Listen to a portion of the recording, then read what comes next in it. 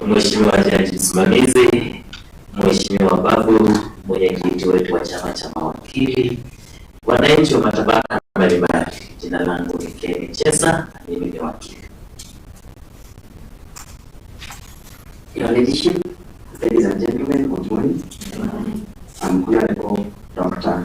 Babu Owino, an actuary by profession and an advocate. God bless you. So that you can all see my face. Good morning, everyone. Good morning. You are all very distinguished, but I recognize Honorable Babu for coming. Chair, LSK, Nairobi branch, and every one of you. Praise the Lord. My name is Diana Rachel Kapetza Mochache. I am the presiding judge, Kibera High Court, supervising Jomo Kenyatta International Airport Court, Dagoretti Law Courts, as well as Kibera Law Courts. Thank you so much. Thank you, everyone. I will now request all of us to rise up as we welcome our judge to give a welcome remarks on the keynote address. Karibu sana judge. Tumpigie makofi akikuja.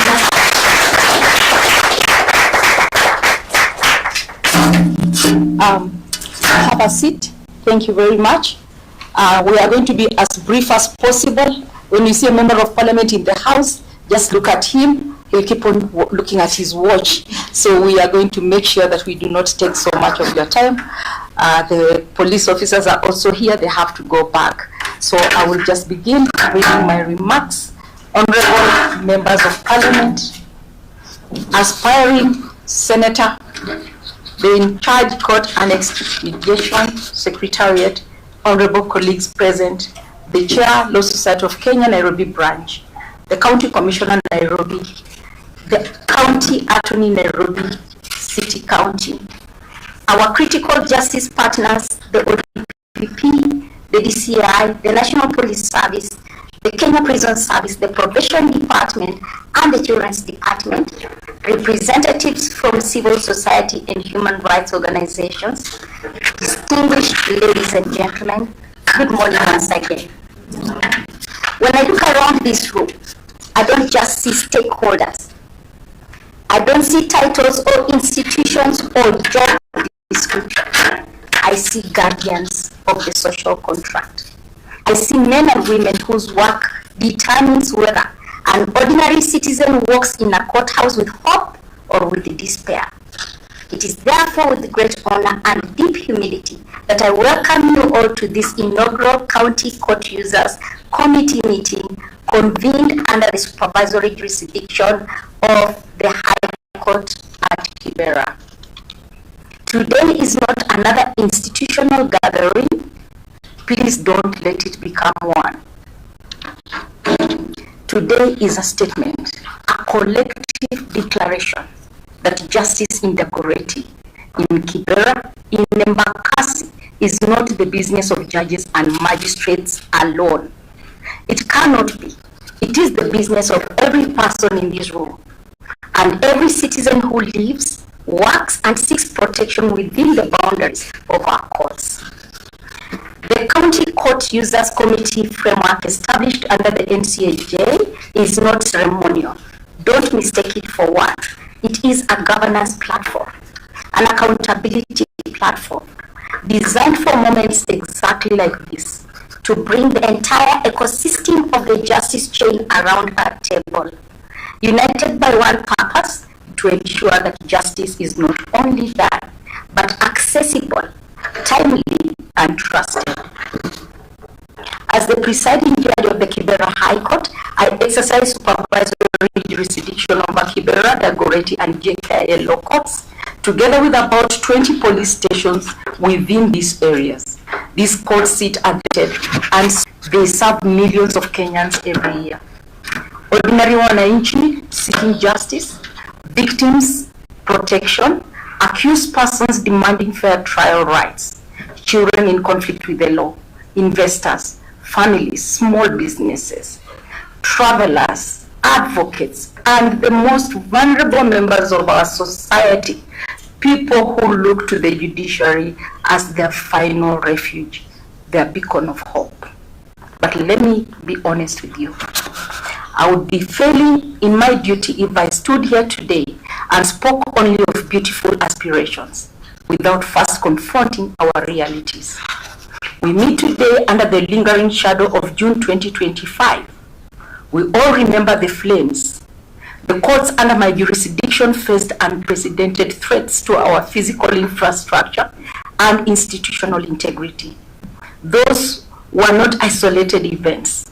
They were a mirror held up to all of us, reflecting the depth of public frustration, the vulnerability of our state institutions, and the absolute urgency of our shared responsibility.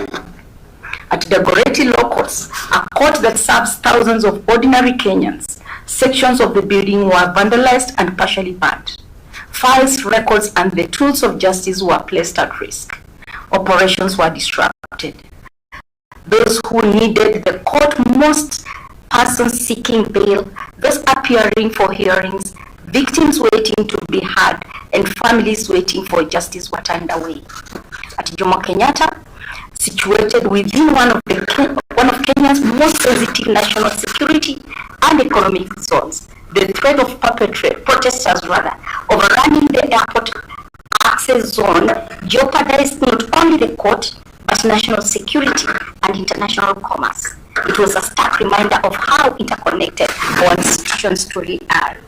At Kibera Law Courts, if you may recall, in the heart of the community that has historically felt on the margins of the justice system, demonstrations disrupted proceedings and placed at risk judicial officers, litigants, advocates, staff, and members of the public.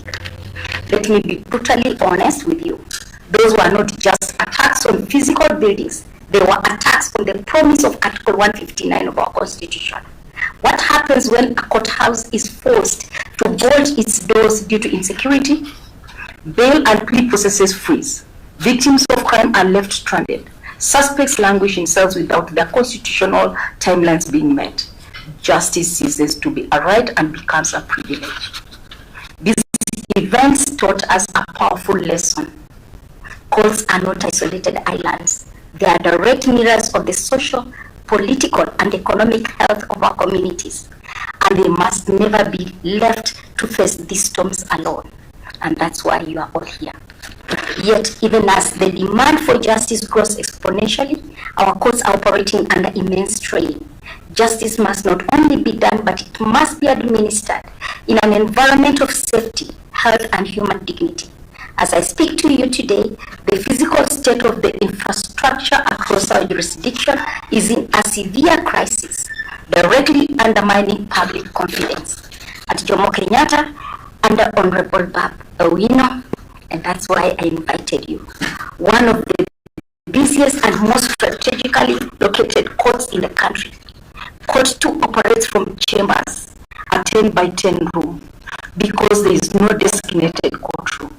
Judicial officers conduct proceedings in spaces never designed for public hearings, exposing both staff and court users to operational and security risks. The court also suffers from flooding during rainy storms.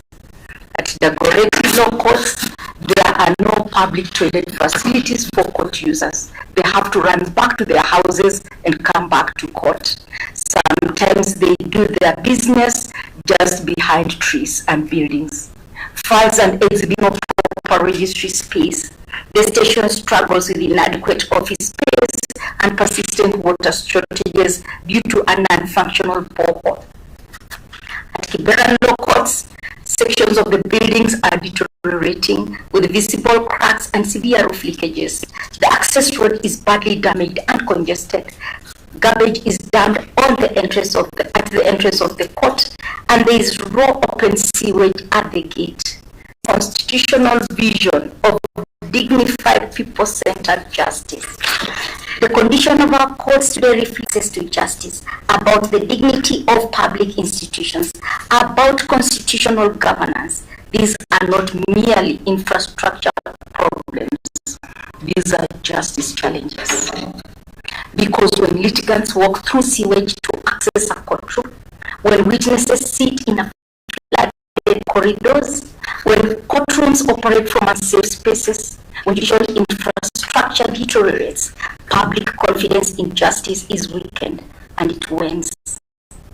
And yet, despite these challenges, our courts continue to serve. That is why today's conversation matters. That is why your presence matters, Mheshimiwa. Honorable Member of Parliament, you are the legislative voice of the commitments these courts serve. You are uniquely positioned to champion peaceful civic engagement, to protect constitutional rights, and to ensure that public participation does not undermine the institutional foundations of our democracy. You also have access to platforms and resources that can make a practical difference. Today, I respectfully ask you for your partnership, Honorable Member. I urge you to consider supporting our courts and other through CDF and other appropriate mechanisms, including the acquisition of construction materials for decent public sanitation blocks at Dagoretti Law Courts. At JKA Law Courts, we urgently require support of a container, a 20 by 20 container structure to serve as a second courtroom so that the court can match its growing workload at strategic national importance. That is a court that handles transnational organized crimes, including drug trafficking, wildlife trafficking, and human trafficking.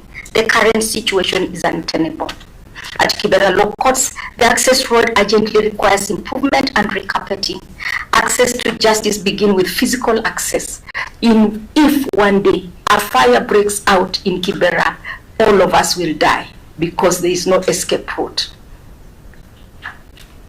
If a litigant cannot safely reach the court, justice has already failed before proceedings begin.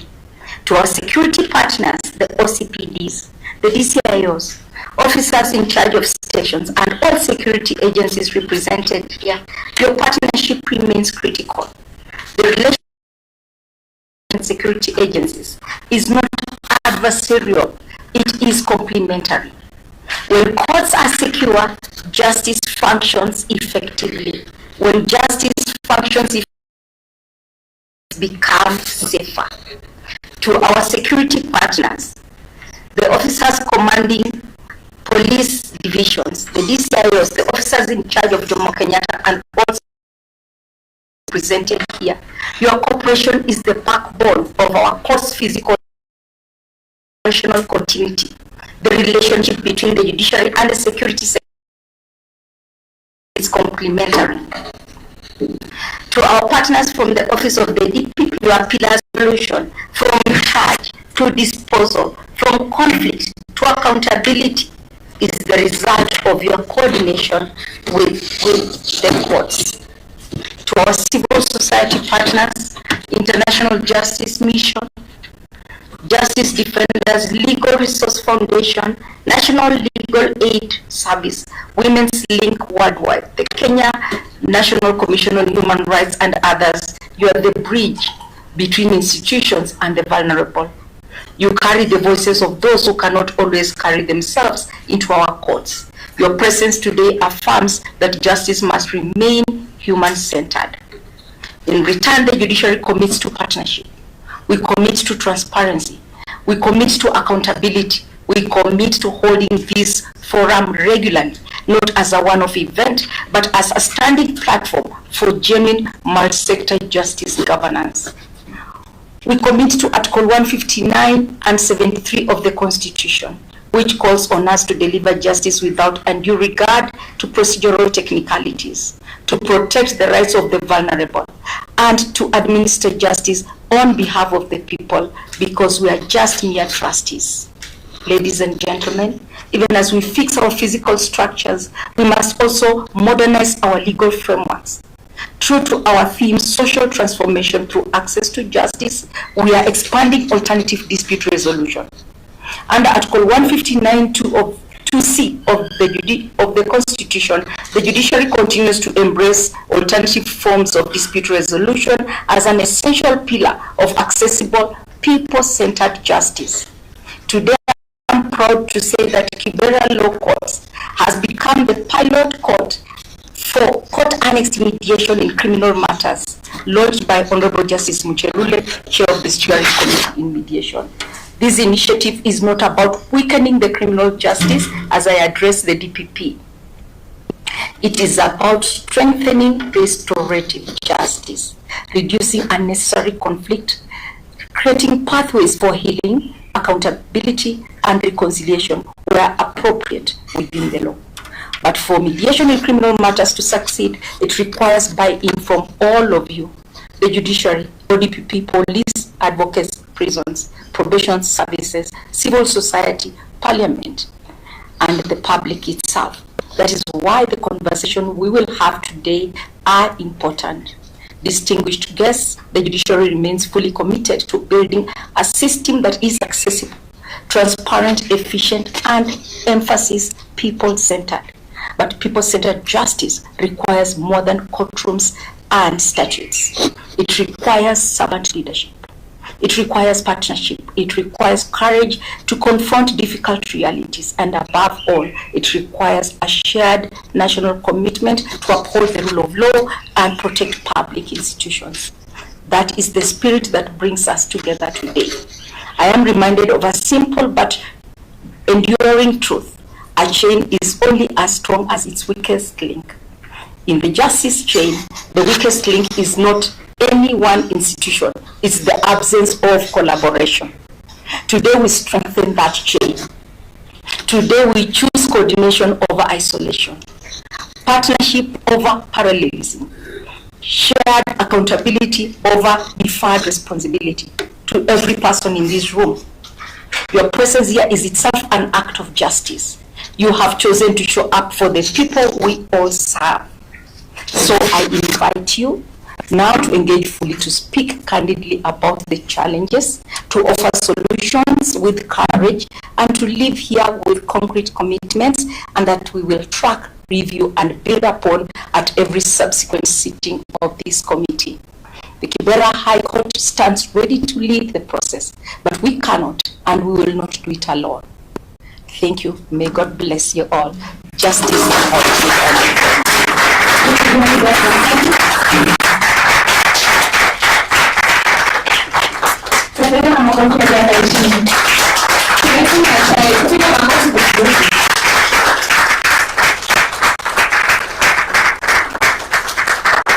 Asante sana Jack, tukaeni chini. I will now quickly proceed and invite Sylvia Yantet from NCAJ. As you heard from the judge's speech, the CUC, this CUC that we have today is established from the NCAJ.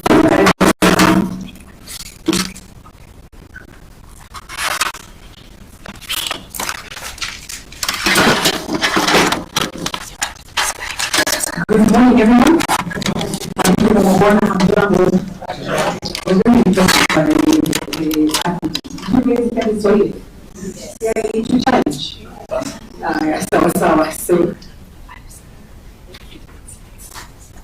So I'm going to negotiate with Honorable Barbara because I quite have a pretty long presentation, but she's given me only 5 minutes. So allow me to just quickly take us through my session that is going to be looking at what the role of NCAJ is and how we can strengthen our role as coordinators committees.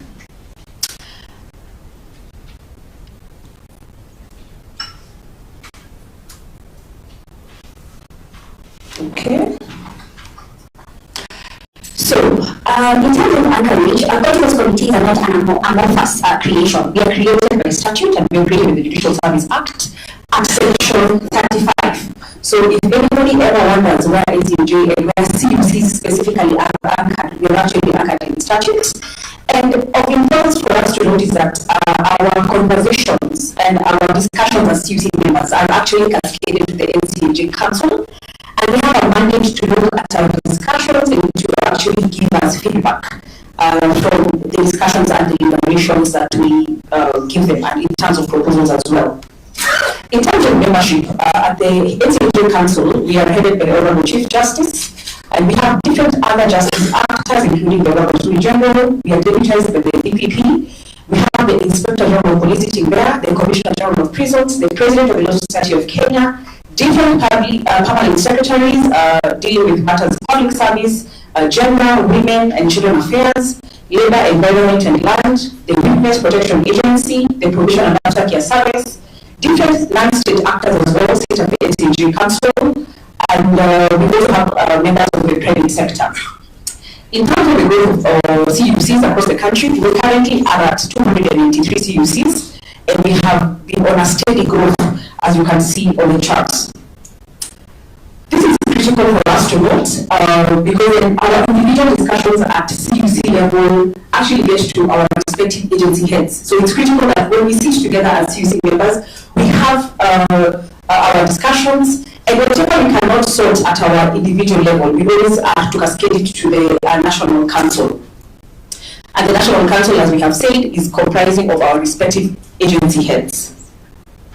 In terms of the types of CUCs that we have what we call the county CUC, such as is the convening today. We have the magistracy CUCs that are the majority of the CUCs in the country.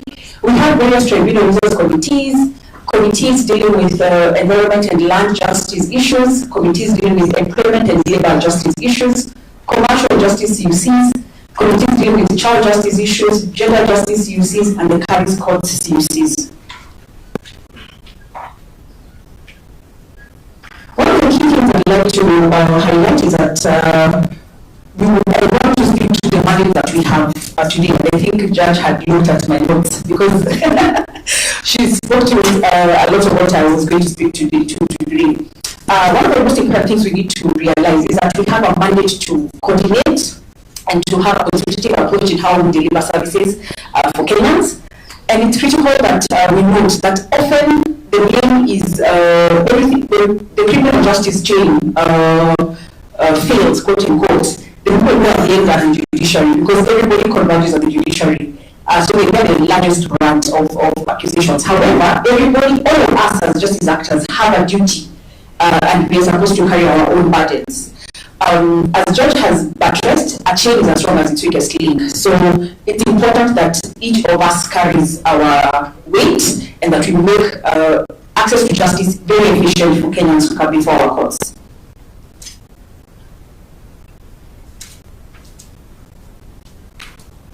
It's important that also we note that CUCs are supposed to be forums where each agency and stakeholder gives a scorecard on its service delivery. And we note that how are those reports presented to the forum. So for example, today, how do we present our respective reports from our respective agencies, and how do we critique ourselves as peers?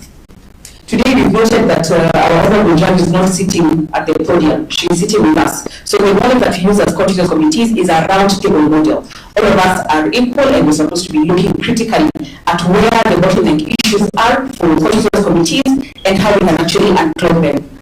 We encourage local solutions for local problems.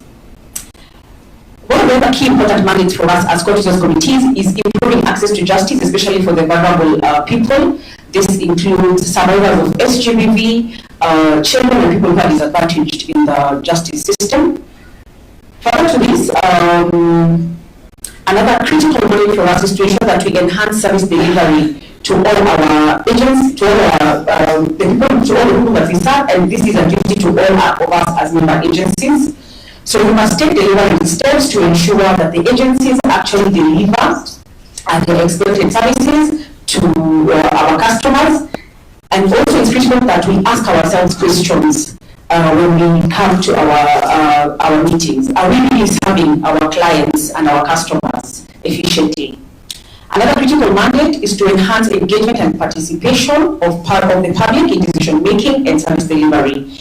So we must ensure that we attend to any concerns that are raised by the public and that we attend to this immediately.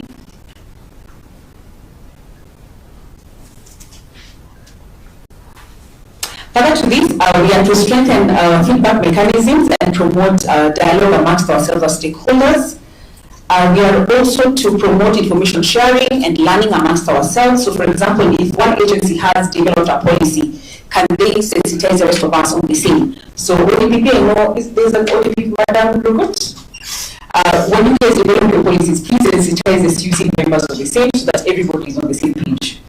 We are also to propose, this is critical for us, we are to propose policy and legislative amendments and propose this to the National Council. So when we find that we need to have the respective legislative amendments, please let's forward this through our minutes to the NCJ.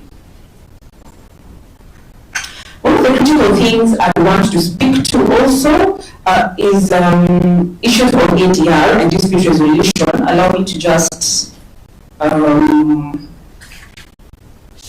go to that.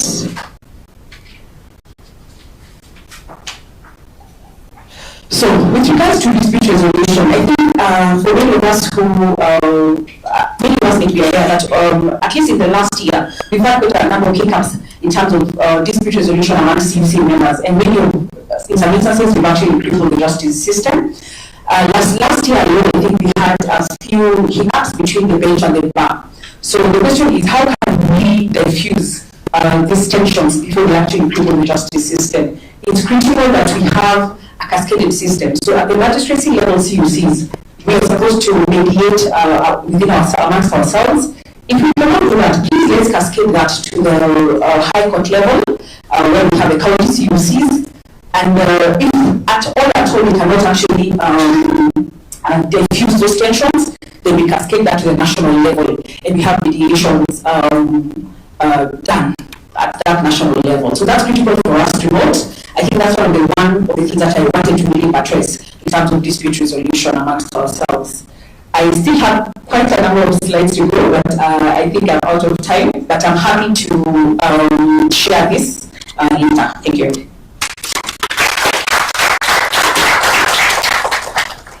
Thank you so much for being here.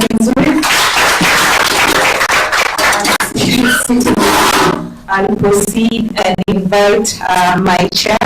We have been told when we cross over to the other side, we forget that we are advocates. So this is me remembering. Chair Karibu Sana, I'll request you to invite Honorable Babu to address us.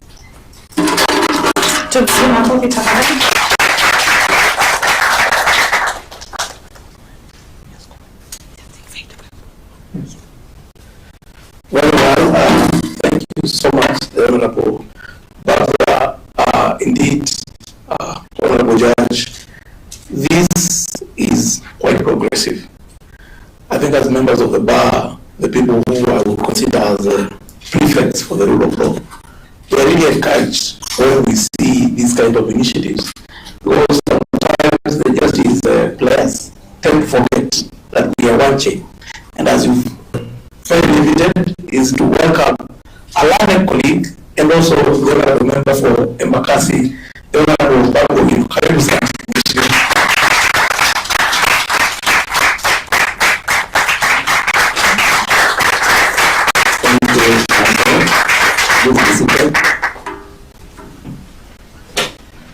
Thank you so much.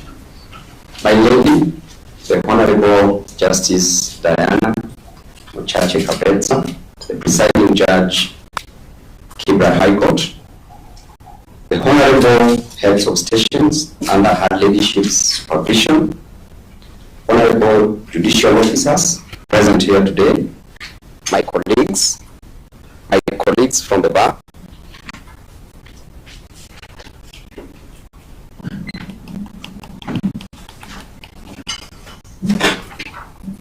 thank you. My colleagues from the bar, esteemed stakeholders, ladies and gentlemen, good morning. Good morning. My lady, your honors, let me start by appreciating your collective efforts in your primary calling as members of the bench. It is an open secret that the Kibra High Court and the subordinate courts under it, the Goretti Court and JKIA Court, remain at the apex of our moral bar, professional efficiency and administrative prudence. As an advocate of the High Court, I have had a chance to appear before some of you, and I left your courtroom with my head eye, knowing that in the midst of adversity, there still exists streams of justice from which the people of Kenya and Nairobians in particular can quench their thirst for freedom and liberty. As a student of Shakespeare, allow me to quote him in one of his seminal works, Merchant of Venice, where he writes that the quality of mercy is not strained. It droppeth as gentle rain from heaven upon the place beneath. It is twice blessed him that gives and him that receives. As different stakeholders gathered here today, let us reflect on our core roles and expectations. If all of us would discharge our duties in whichever places and whatever times with diligence, then administration of justice would be flawless. Stakeholder teamwork is key to any meaningful productivity. As Abraham Lincoln once said, that you cannot shake hands with a clenched fist. By nature of our calling is in different capacities, we are bound to experience temporary bottlenecks in the course of work. That does not make us enemies. It means we are diverse. However, it is both evil and immoral to ride on the ticket of diversity to entrench a culture of oppression, witch hunt, and professionalism and institutional arrogance. And on this arrogance, as I always say, that there are only three conditions that may allow you to be arrogant. The number one, if you are a beautiful lady, Justice Diana, I see you. Dorcas, I see you, and other range of beauties around. Number two, if you are an intelligent, an extremely intelligent man like Babu Owino, please allow me to be humble. And number three, if you are extremely a religious person.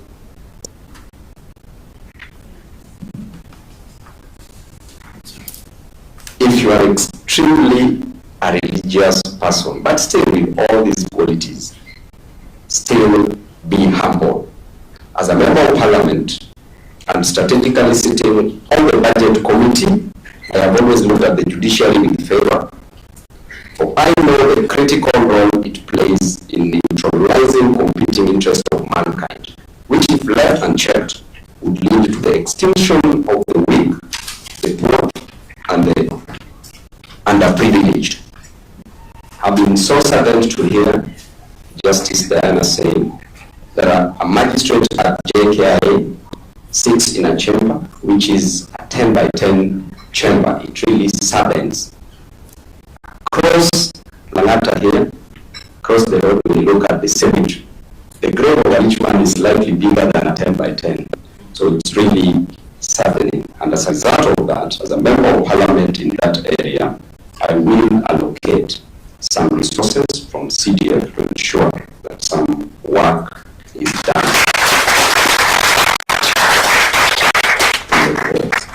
I have equally supported proper budgetary allocation to other stakeholders in this industry, like the National Police Service, the Office of the Director of Public Prosecutions, and the Office of the Attorney General, among others. As a representative of the people and your incoming governor in Nairobi, I must admit that there are fewer complaints about your stations too. This reflects efficiency in terms of leadership. This open door policy and spirit of constructive engagement must continue. To Honorable Kapetsa, I cannot thank you enough. Your name shall be presented in songs for the things you do. The forgotten and the less fortunate, who form the bulk of the consumers of your services. Always count on my support and my goodwill. My lady, your honors, perhaps in my other life, I would try try theology as a profession and the priesthood as a calling. For that reason, allow me to conclude my remarks with linking quotations to different stakeholders. The members of the bench who are here, I leave you with a quote from Lord Denning, M.R., posited on December 3rd, 1964, in the address before High Court Journalists Association, and he said, "Justice has no place in darkness and secrecy. When a judge sits on a case, he himself is on trial." To my colleagues at the bar, Charles Dickens says that if there were no bad people, there will be no good lawyers. Mario Puzo further states that a lawyer with his briefcase can save more than 100 men with guns. Let us therefore use our intellect to build societies, to do good, and to remain true to our calling. Being a Friday today, I shall not leave any quote to the police. So I know that 24 hours shall lapse on Saturday, which is ordinarily not a court day. Thank you so much, and God bless you all.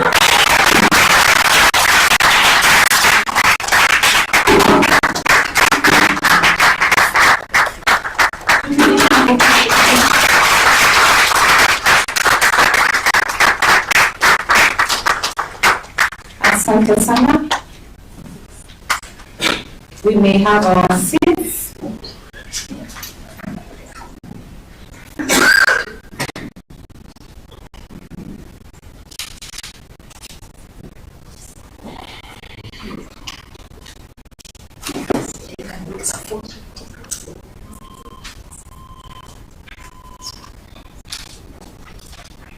Okay, so our guests, we want to take a group photo.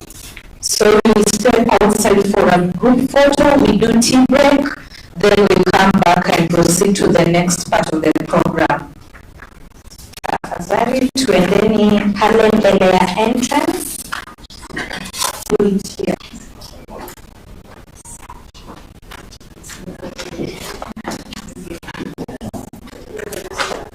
Alright, we also acknowledge the presence of Leonida, representing Honorable Elachi. Karibu sana.